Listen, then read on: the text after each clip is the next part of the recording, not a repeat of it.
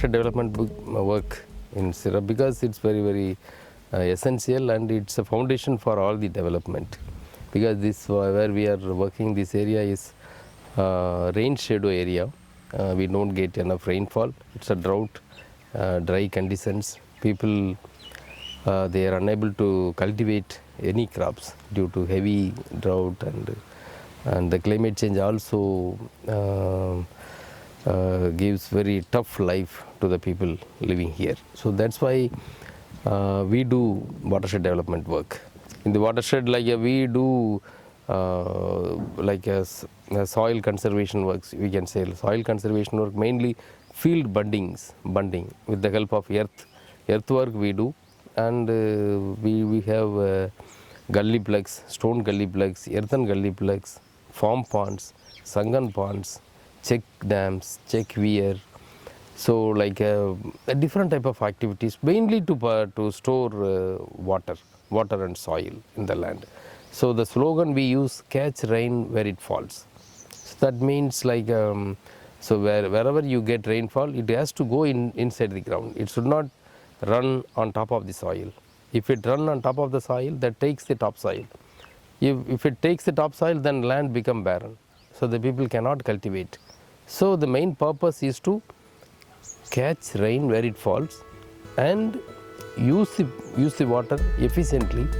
So that will help to promote livelihood options for the people. So that will, like earlier, a lot of migration from this place to different cities like Tirupur, Kerala. So they go. But now after these watershed projects, they are able to stay back.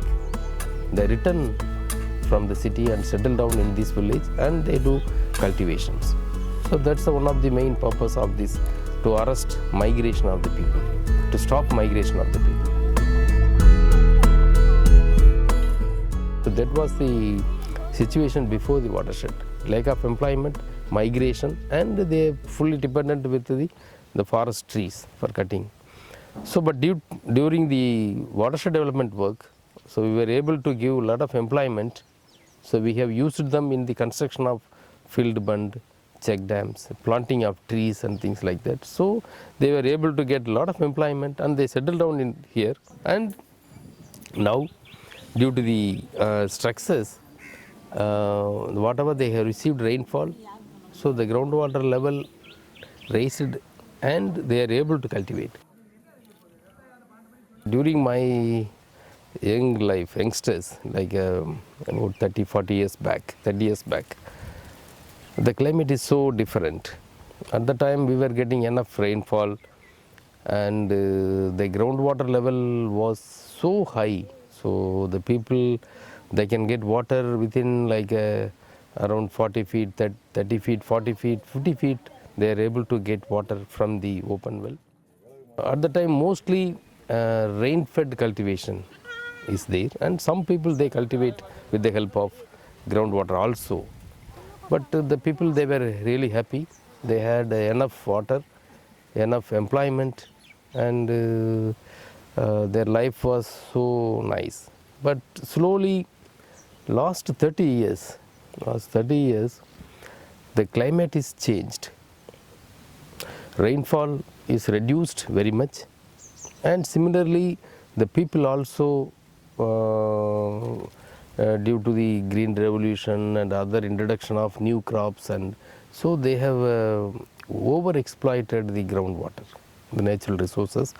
So now the groundwater level is so deep. Now it's went up to 1,000 feet. So now and temperature is so high. It goes up to 40 degrees Celsius in the summer time. So similarly, number of rainy days reduced very much nowadays. Earlier we were getting around 55 to 60 rainy days in a year, but now only 15 rainy days. Even that also very difficult. So this area, it needs to be planted more and more trees to reduce the temperature and improve the soil health. Soil health in the sense increase the organic content in the soil. That's the only way to take further, to to continue cultivation further in the future. So for that, we try to work with the farming community, the children, for women and farmers, to mainly to create awareness among the community about the climate change and the possible solutions. So like a different training programs, exposure visits, so that will help to take further.